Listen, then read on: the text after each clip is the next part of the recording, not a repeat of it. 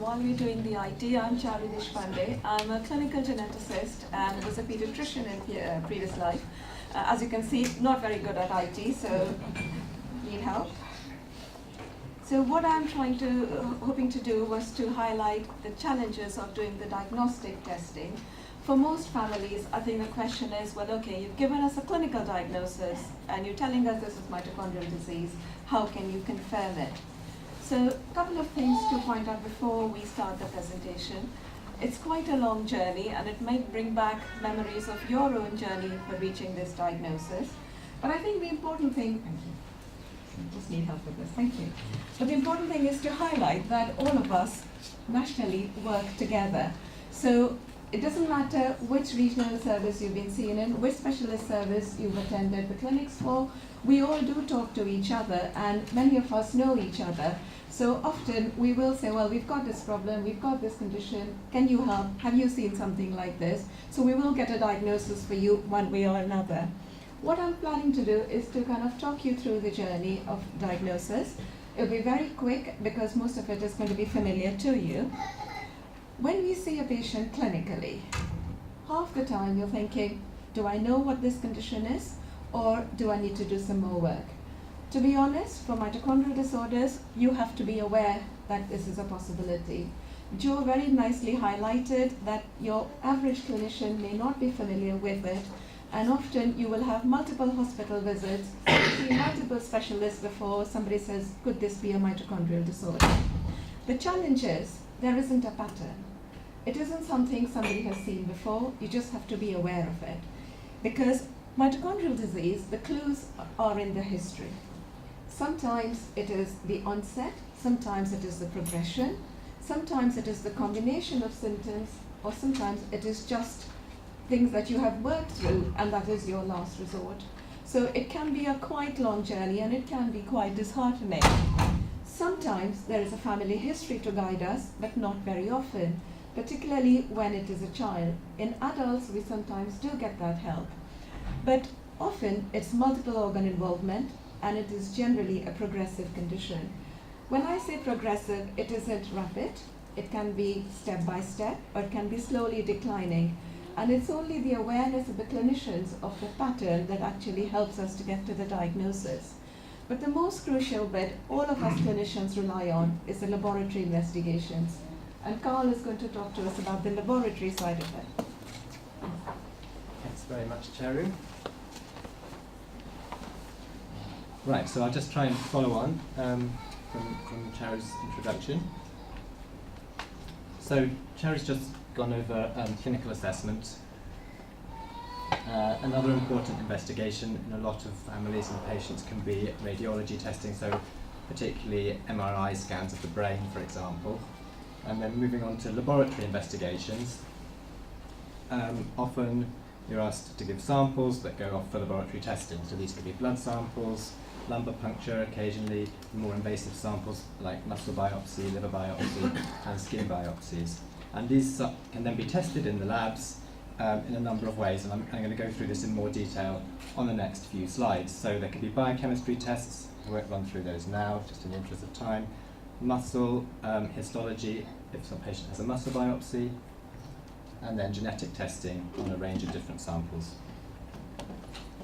So to try and get a diagnosis, as Charu mentioned, there's the clinical assessment and there's all these laboratory investigations, and we need a multidisciplinary approach. So when I say that, I mean clinical experts like Charu and Joe, and other medical staff, and then laboratory scientists like myself who prefer to spend our time hiding away in the lab rather than being out here today talking to you lot.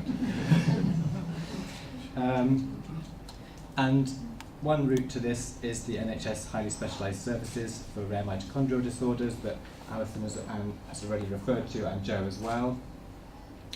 These centres are based in Oxford, London and Newcastle, and they bring together expertise on the clinical side, biochemical side, and the genetic side. And a lot of you will have been seen in these centres or had samples tested at these centres. And Alison already mentioned the website, which has been made available over the last year with a lot of support from the Lily Foundation. So I've just given the web address there again. So different types of diagnosis, that's what I was asked by Alison to talk about today. So clinical assessment and routine investigations can give a clinical diagnosis in some cases, and this may be a syndrome, or it may not be. But often that's only one step, one part of the diagnosis, and so the laboratory investigations come in, and this may be a muscle biopsy, as I mentioned earlier. If you have a muscle biopsy, muscle histology, so looking down a microscope assessing what the muscle looks like, can be carried out, and that can give a histological diagnosis. And I'm going to go through some examples of these different types of laboratory diagnosis on the next few slides. So also muscle biochemistry, respiratory chain enzyme analysis. Joe's already introduced the respiratory chain pathway to you, and that can give a biochemical diagnosis in some cases. And then genetic testing can give a genetic diagnosis. And then all of these things can come together to give a collective diagnosis. So in an ideal world, they all fit together, and we can make a definitive diagnosis. Just wanted to point out the same slide again, really, but if you just have a blood sample taken, then that can be used for genetic testing, but not the other testing that I referred to on the other slide, and that can sometimes lead to a genetic diagnosis. But sometimes that's not possible, and that's sometimes the route that individuals have to go through to then maybe have a more invasive test like a muscle biopsy. It's necessary in some cases. So if you do have a muscle biopsy, one of the first analyses that are carried out in pathology and neuropathology laboratories in hospitals in the NHS is histological analysis. So looking down a microscope at sections of the muscle biopsy. And this is a typical finding that would make a diagnosis of mitochondrial disease at the muscle biopsy, muscle histology level. So this slide here shows cross-sections of muscle fibers. So muscle fibers are long fibers lined up like this, and then if you look end-on at the fibers, this is what we've got here. Apparently I can try and get this to come up. Oh yes. So this is one fiber here, and then there are other ones around it. And this one has got, with a particular stain that the pathologist has used, has got a red appearance around the edge, and it's often referred to as a ragged red fibre, and that's one finding that is characteristic of mitochondrial disease in muscle and can therefore lead to a histological diagnosis of mitochondrial disease. And this is another example. In the interest of time, I don't think I'll go through this in any detail, but just to say that there are other findings such as this that can be characteristic of mitochondrial disease again and can make a diagnosis on the level of the muscle biopsy. So moving on to biochemical diagnosis and the respiratory chain enzyme pathway. So Joe's kindly introduced this already. So we're talking about these group of enzymes called complexes 1, 2, 3, 4, and 5 that are essentially converting oxygen into energy in your mitochondria. And in the laboratory, we can measure the activity of the different enzymes. So we call this respiratory chain enzyme analysis. And for each complex, there's a chemical reaction that the complex is making happen, turning a substrate into a product. And so in the laboratory, we can measure this reaction and see how much activity there is, and whether there might be a deficiency or a loss of activity of one or more of these enzymes. So the type of diagnosis that then comes out of this analysis could be complex 1 deficiency, complex 2 deficiency. Complex 5 can't really easily be measured in this way, so that's a bit more tricky. And also often there are combined deficiencies, so where there are multiple enzyme complexes that aren't working as they to their full level. So these are the biochemical diagnoses that, in terms of mitochondrial disease, that you can be given from respiratory chain enzyme analysis. Moving on to genetic diagnosis, which is the main area in the laboratory that I work in. Just briefly mention a genetic testing workflow as an outline. So we receive a sample in the laboratory, might be a blood sample, extract DNA from that sample. Ines is going to talk a bit more about DNA in a few minutes. And we amplify up a region of DNA of interest, and then we try and analyse that DNA for changes that might be causing mitochondrial disease, and then we report the results.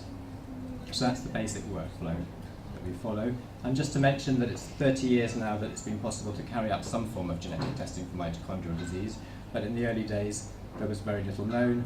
In 1988 was when the first reports of mitochondrial DNA changes causing disease were found, and Jo, who just spoke in the previous talk, set up a service in Oxford, and there she is in the laboratory. And now things are much more automated, and as Alison spoke about in her introductory talk, we can test for hundreds of genes and look for lots of different genetic changes. But that still can be a laborious process, and it still doesn't always achieve a diagnosis, as I'm sure many of you are aware.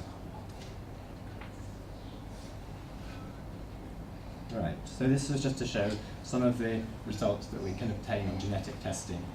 I'll see if I can get the pointer up on the screen again. So this, often in DNA analysis, we can do some quite quick and simple tests to look at DNA. And so this is gel electrophoresis, and DNA is separated by size. So you've got larger fragments here and smaller fragments here. And this is a control sample with the DNA being visualized here with a stain so that we can see it. And we've got a fragment of a certain size. And over here there's someone who's got a deletion in their mitochondrial DNA, and the fact that it's down here on the gel rather than up there means that it's a smaller fragment, and that's the change that's causing mitochondrial disease. And then here's another example again of gel electrophoresis, looking at bits of DNA, and we can see a difference between a control and someone with a mitochondrial DNA change, so a different pattern of bands of DNA. So the testing that we carry out in the laboratory to try and achieve a genetic diagnosis is directed by the clinical symptoms and biochemical findings and things like that. And so it's often a stepwise process at the moment, although this is a rapidly changing field. So we can test for common DNA changes, and this could be in the mitochondrial DNA or in the nuclear DNA. So actually no one's really introduced that yet, but there's DNA in the mitochondria, small little genome, and then there's the nuclear DNA, which is most of our genetic material. And so you can have DNA changes in either of these genomes causing mitochondrial disease. And then if that doesn't make a diagnosis, then usually further genetic testing is undertaken. So this can be sequencing of larger regions of the genome and sequencing of whole genes. And Ines is going to talk more about DNA sequencing in the next couple of minutes. And particularly Ines is going to talk about whole exome sequencing, which is, along with whole genome sequencing, ways of sequencing virtually all of someone's DNA and trying to find a genetic cause for disease. I just wanted to point out before I hand over to Ines that this stepwise approach goes from, let's get the pointer up, small amounts of data and simple analysis to lots and lots of data if you're sequencing someone's whole genome and very complex analysis. So I think the next slide is yours, Ines. Thank you. Thank you. So I'll talk about genetic diagnosis.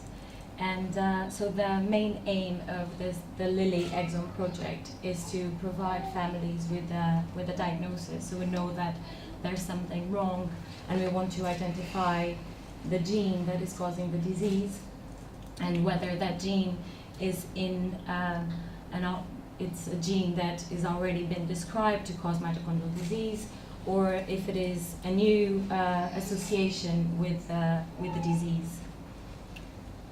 So why do DNA sequencing? So the genome contains all the information to build and maintain an organism, and so the information that we can get from sequencing DNA, that knowledge can help us a lot in knowing what is wrong, and also contributing to the knowledge of how the organisms are built and what proteins are important for their maintenance. So DNA DNA sequencing is basically knowing the order of the bases that make this molecule. So it's basically like a recipe where we have 4 ingredients. we have adenine, thymine, cytosine, and guanine. And these 4 ingredients need to be in a particular order for us to have an healthy organism. So whenever there is something wrong, we will look for where the differences are in the sequence of these bases. So just out of curiosity, if we stretch the DNA in one cell, it could be about 2 meters long. So these are very long sets of molecules. And I have this. I also we printed some hands-out with just some important concepts to help keep going with some of these terms. What's the genome and what's exome? So chromosomes are made of DNA, which is tightly compacted, and a gene is the basic unit of heredity, and is basically a set of DNA that will give rise to a protein. The exons are the sections of the DNA that actually encode for the protein, and to the whole set of DNA we call the genome, and the exome includes the group of all exons in the genome. So, in regards to mitochondrial disease genetic testing, like Carl also mentioned, we can have proteins that will be encoded by either the mitochondrial DNA and proteins that might be encoded by nuclear DNA. And we know that there should be about 1,300 nuclear DNA mitochondrial genes. And from these, there are about 344 that have been associated with mitochondrial disease. And 200 of these are tested by the UK Genetic Testing Network, and about 144 are not routinely tested. There is still a huge amount of genes that have no disease association. So also part of this project is to also contribute for these new discoveries. So we focus our attention on exome sequencing, and even though this is a very small portion of the genome, this encodes these are the coding regions of the genome, so the ones that will encode for proteins, and it's about 1 to 2% of the whole genome. We know that the exons, most mutations that are known to cause disease, fall in these sections of the genome. So this is a technology that is effective to identify the genetic cause of a disease. So in terms of the whole workflow for this step of this diagnostic step, so whenever we get the DNA sample, the first thing would be to quantify the DNA and prepare it for sequencing. And one of the first things that we need to do is fragment the long DNA that we have, the long DNA molecules that we have, in smaller fractions. And this is because of the technology that we use, as the sequencing is done in short reads. So next, we have the preparation of libraries, in which we add these pre-made sequences, and we attach them to our small fragments. And these will help us not only to recognize the sequences later on, but also to do the next step, which would be to capture the exons, which it's the material that we are interested in order to send that sample for sequencing.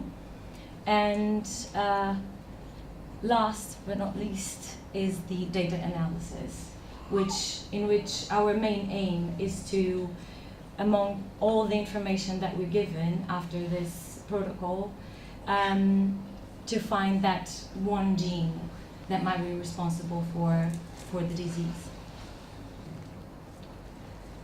So basically, and just to situate ourselves in the whole workflow, this is where we stand. And so how do we do this? How do we go from huge file with a lot of information to having one answer, the one that we're looking for? It's not always easy. So here I have an example of a variant profile of an individual.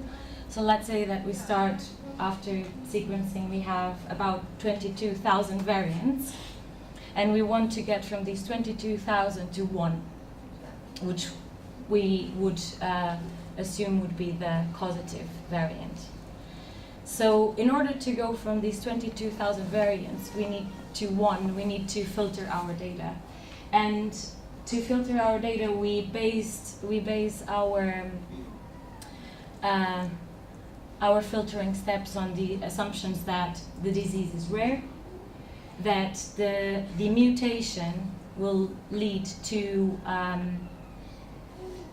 impairment of the protein function, so it will affect the function of the protein, and also that individuals that carry that mutation will have the phenotype. So there are several different filtering steps that we follow. We assume also, we prioritize for recessive models, so individual would have to have 2 faulty copies of the gene, even though we don't disregard the dominant model as well. It's just a matter of ranking it in our file, so it makes it easier to go through such big files. We will exclude everything that is common, because we assume that it's a rare disease. We also use mathematical algorithms to predict functionality, to give us an idea of how functionally affected the protein will be with that mutation, and we'll take that into consideration as well. We also bear in mind our knowledge on the disease, so we are only interested in this case to look for genes that have been described to be linked to mitochondria. Whenever possible, we also look into the profiles of parents, and whenever we come across a situation where the gene that seems plausible to be the causative gene hasn't been associated with the disease before, we will need a little bit more information to support the hypothesis that that is the causative gene, and in that sense we might need variant profiles of unrelated individuals that might be similarly affected. So by this point of filtering, we will end up with a file that would have about between 200 to 300 variants, so still a bit long file. And the step after this one would be basically a manual curation of all the variants that are there. That's why I mentioned before that we stratify the files in order to prioritize recessive model, for example, so it's that manual curation is slightly easier for us. So I'll just go over the results that we achieved so far with this Exome project, and I think that we should all be very proud. We've developed this computer program in order to assist the analysis of this data and to make it as effective as we can, and so all these steps are done quickly. We have so far identified and provided diagnoses to patients that have mutations on mitochondrial disease genes. So these are the genes that have previously described to cause the disease. So we have strong clinical and biochemical evidence of disease-gene association. These are cases that are fairly straightforward to solve in terms of data analysis as well. Because of the way that the program is made, these genes would always show up first in the ranking as well. But not all cases are that straightforward, and we do have identified causative genes in genes that for which there was evidence of the gene being a mitochondrial gene, but for which we needed a little bit more information. And in some cases, we were able to find reports of unrelated, similarly affected cases from collaborators around the world, and we could move forward with diagnosis. On another end of the scope, we still have some cases for which we have some plausible candidates, so for which we also have evidence of being a mitochondrial gene, but for which we still need more evidence and in order to pursue that as the definite answer. So as an overview, so far we've analyzed 147 cases.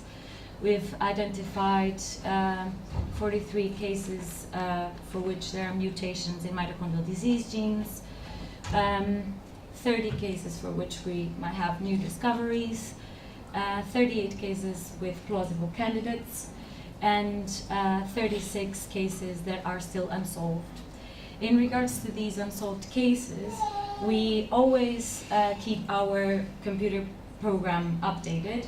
So whenever things change in the program and whenever the list of genes are updated, we always go back to these cases as well.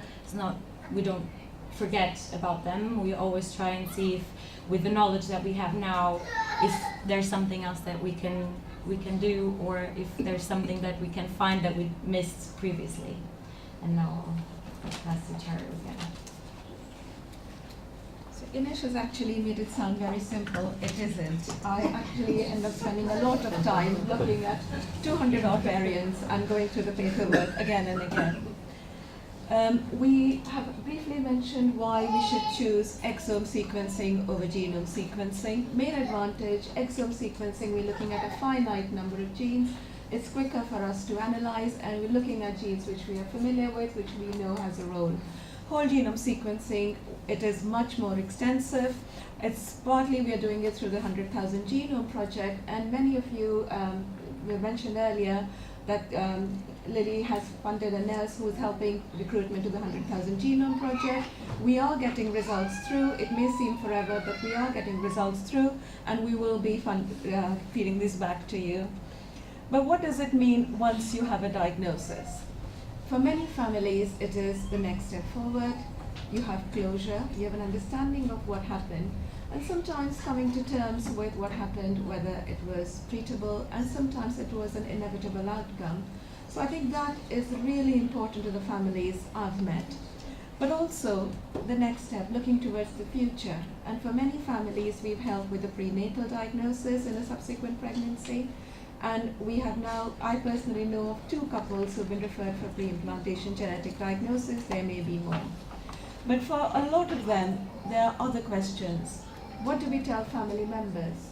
How should we tell them? What do they need to know? What if we have older children? Do we test them? When do we test them? What do we tell them? So these are the questions that your genetics specialist would be able to help you with. And for many of them, it's individual. There isn't a one-size-fits-all, and we will work with the families to work out what's best for you. Many times, if it's a new event in the family where there is no affected individual, then we would be very confident in saying, don't worry about the other siblings, but we can discuss it with them separately. If it's a recessive condition, then it's slightly more different, but then we again will work with what works best for you as a family. It's slightly different if it's a mitochondrially inherited, which is the maternally inherited mutations, and again the advice is tailor-made. I can't go into this in detail because, as Joe said in the beginning, no 2 people with the same clinical diagnosis of a mitochondrial disorder will have an identical genetic diagnosis. But for those families, who don't have a diagnosis, don't lose hope. We have not forgotten you.